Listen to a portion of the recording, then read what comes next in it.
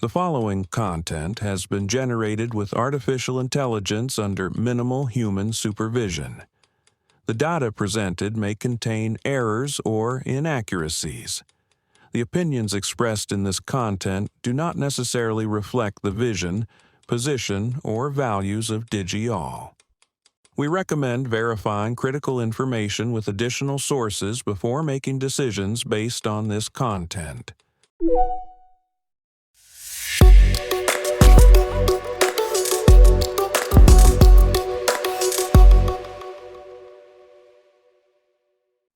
Welcome to Digi-all Tech News. Today is Tuesday, March 17th, 2026. I'm Kylie Brooks, and this is where technology becomes clear and engaging. NVIDIA unveils DLSS 5 at GTC, calling it the GPT moment for graphics, with AI-powered photoreal lighting coming to games this fall. China's Huahong Group, the country's second-largest chip foundry, prepares to produce 7nm AI chips as Beijing accelerates its push for technological self-sufficiency. Microsoft CEO Satya Nadella unveils GigaTIME, an AI system that transforms routine pathology slides into complex cancer mapping data, potentially revolutionizing immunotherapy research.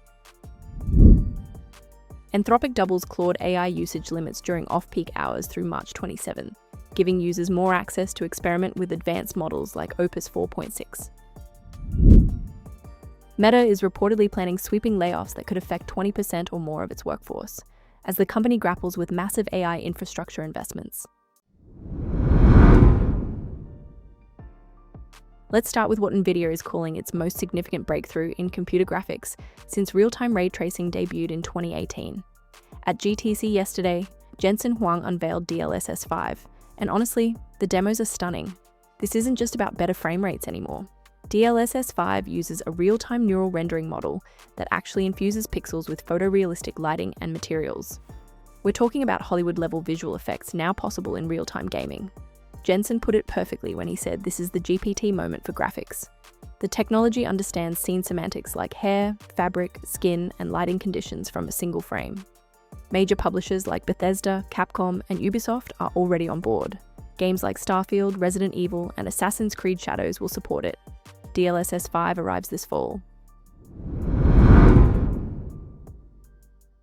Meanwhile, in the ongoing chip wars, China's second-largest chip foundry, Huahong Group, has reportedly developed technology to manufacture 7nm AI chips.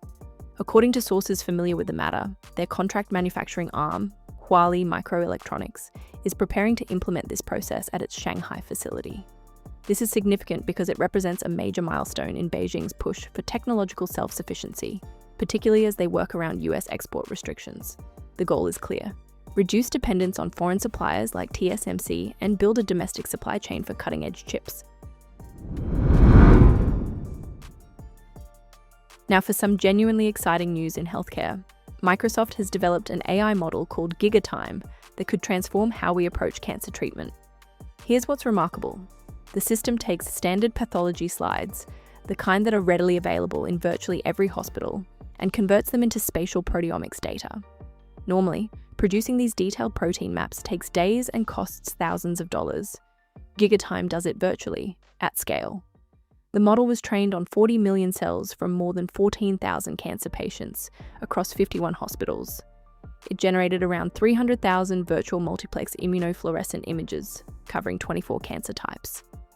The research, published in the journal Cell, identified over 1,200 significant associations between protein activation patterns and clinical outcomes.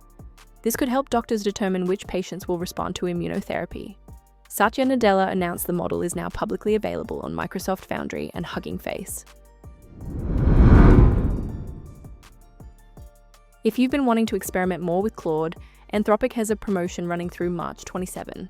They're doubling the 5-hour usage limits for all Claude models during off-peak hours, which are weekdays from 2 p.m. to 8 a.m. Eastern Time. The extra usage doesn't count against your weekly limits, so it's a great opportunity to test advanced models like Claude Opus 4.6 with its adaptive thinking capabilities. The promotion covers the web interface, desktop app, Claude Code, and Claude Cowork.